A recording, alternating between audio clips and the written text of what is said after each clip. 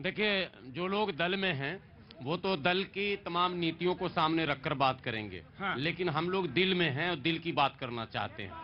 देखिए, ये इसमें बिल्कुल संदेह नहीं कि देश में नफरती गिरोह है, बढ़ जाएंगे, नो डाउट नफरती गिरोह है, लेकिन किसी पार्टी का निर्वाचित सांसद अगर ये कहे कि ये काम करना चाहिए तो सवाल उनसे भी लाजमी है कि आपको भी अवसर मिला था, आपने भी सत्ता शासन का सुख भोगा, केवल राज्य में नहीं केंद्र में भी। स्वर्गीय मुलायम सिंह जी रक्षा मंत्री रहे थे, आपके समय में आपने किन किन ऐसे संगठनों पर प्रतिबंध लगाया, यह सवाल होगा। एक दूसरी बात, क्या राहुल गांधी जी के उस सुर में सुर मिलाने का तो ये मामला नहीं है, उन्होंने भी एक बात रखी, सिर्फ हिंदू मुस्लिम, सिर्फ हिंदू मुस्लिम।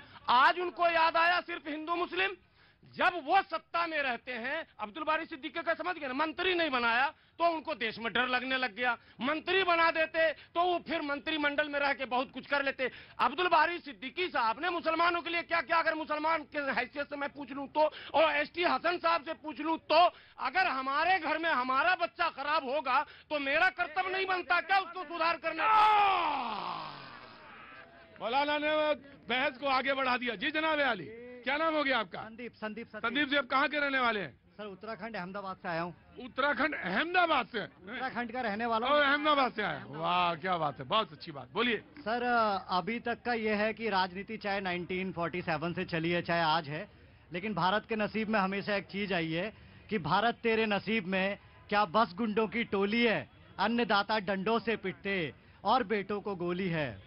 भारत तेरे नसीब में क्या बस गुंडों की टोली है। अरे धर्म के नाम पर नीति है बनती, माए अब ये क्या है जनती, लालच में देश है लुटता, जनता अंधी या भोली है।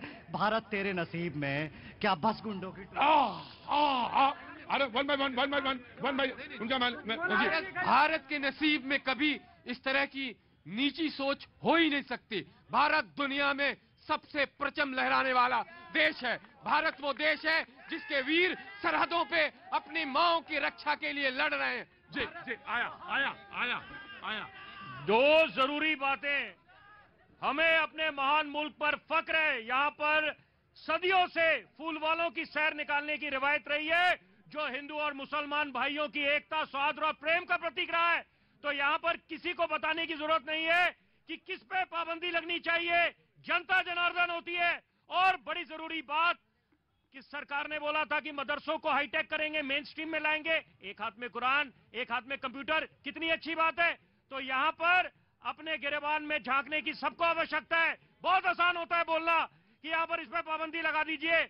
यहाँ पर संकल्प होना चाहिए, नए साल में हिंदुस्तान को विश्व गुरु बनाएंगे, महाशक्ति बनाएंगे, अर्थव्यवस्था को 5वें स्थान पे ले आए हैं। और यहाँ पर कोरोना से भी निपटना है। राजनीति के लिए बेशुमार मुद्दे हैं। दिलों में दरार पैदा करने वाले संगठनों पे बैन लगाएंगे तो 80% 20% पर कैसे बैन लगाएंगे आप? शमशान कब्रिस्तान करने वाले पर कैसे बैन लगाएंगे आप? 2002 में सबक सिखाने वालों को कैसे बैन लगाएंगे आप? सवाल यह है कि जो बात कह रहे हैं क्या सचमुच में दिल से निकल रही है क्या? ये केवल जुबान से निकल रही है, दिल में तो आप दरारें पैदा करने का ही काम लगातार कर रहे हैं। और उसी बुनियाद पे आप राजनीति कर रहे हैं महाराज। पूरे हिंदुस्तान के लोग जानते हैं कि पिछले 8 वर्षों में जिस तरह से हिंदुस्तान के लोगों में दीवारें पैदा की गई है और दरारें बनाई गई है, उसका खामियाजा आने वाले दिनों में लोग। ये शब्द जो है सबसे सफेद झूठ है कि 8 सालों से 2014 से नहीं, फिर सवाल पैदा होता है 1947 से। चलिए, पहले तो बंटवारा हुआ, एक बहुत बड़ा जख्म था, लेकिन बंटवारे के बाद 1950 से गिनाना शुरू करूंगा, 55,000 बड़े दंगे हैं कांग्रेस के खाते में। 55,000 दंगे हैं कांग्रेस के खाते में। आप 14 बोलकर यही इससे पहले हिंदुस्तान की राजनीति में धार्मिक ध्रुवीकरण के आधार पर किसी ने वोट नहीं मांगा था। किसी ने वोट नहीं मांगा था। आपने मांगा है। धर्म के आधार पर आपने राजनीति की है। शाहबानो मुकदमा आया, पूरा भारत जानता है शाहबानो मुकदमा में फैसला क्या आया सुप्रीम कोर्ट का। क्यों आपने सुप्रीम कोर्ट के फैसले को बदला और बदलने के बाद अयोध्या में जाके आपने मस्जिद का ताला खुलवाया? आप बात करते हैं, आप मेंटेन कभी इधर शोषण कभी इधर शोषण, तुष्टीकरण कर। गजब भाई, कहाँ से आना हुआ? बिहार से। कैसे आना हुआ इधर? बस घूमने आए हुए। घूमने आए।